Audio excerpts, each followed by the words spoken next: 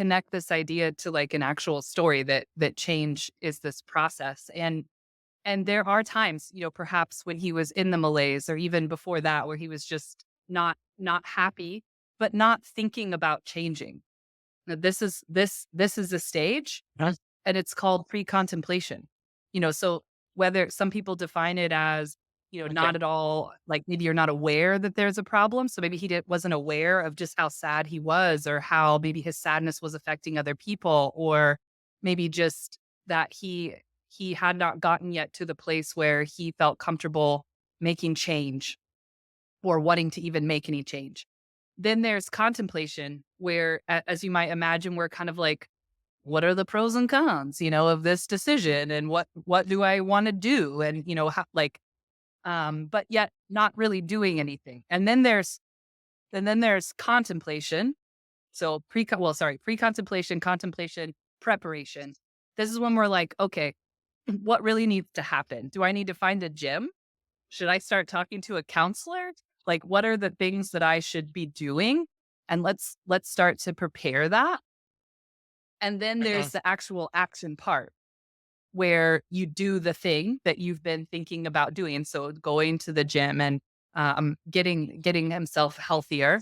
And then there is the maintenance part of this, where you're talking about now, where he has integrated these Yeah. habits, these new habits, these healthier habits into his life. Perhaps even his identity, has changed, going from an unhappy or perhaps unhealthy person to a person that's like, no, I'm going to be empowered. I'm going to take care of myself. I want to be healthy and I want to feel better. And I'm going to do these things to embrace that.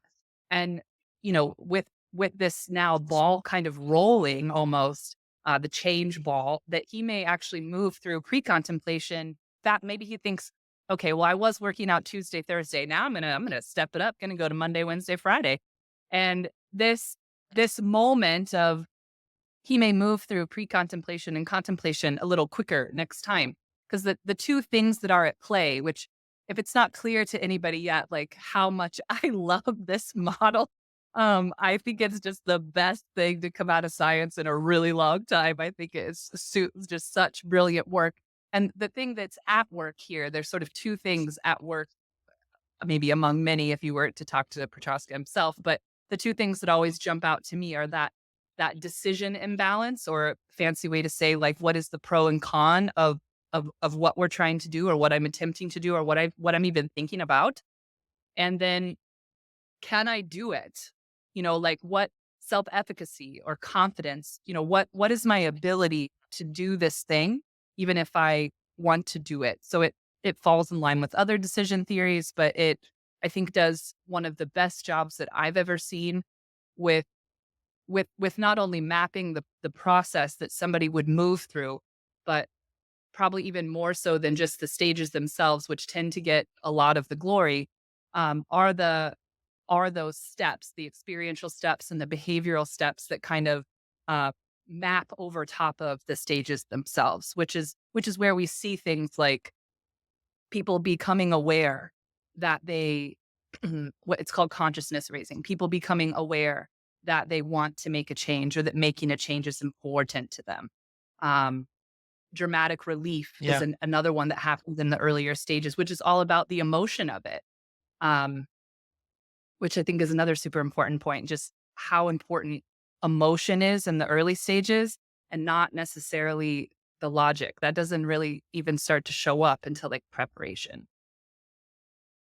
I gotta say, I kind of love how there's these precise scientific names that you have for Oh, everything yes. that the rest of us, but the rest of us kind of intuit. We kind of know what you're talking about, but I didn't know there was a thing called decision imbalance or pre-contemplation, a stage of pre-contemplation. I mean, I get the concept. We all know the concept. I love it. Yeah. It's this kind of very studied. It makes me feel a little bit like, when you discover worlds that you don't know about, you know, like when you Mhm. haven't been to a country or you haven't read it, I don't know, heard a language or something, you're like, oh my God, there's a world there that I don't know anything about. It's wild. And evidently, people Yeah. thinking deeply about this, people thinking deeply about Oh, yes. these topics Yes. that, like, again, it's just when you don't know there's a world there, it's kind of amazing. to open that door. Oh, I love I that. spend a lot of time in the world. Okay. Love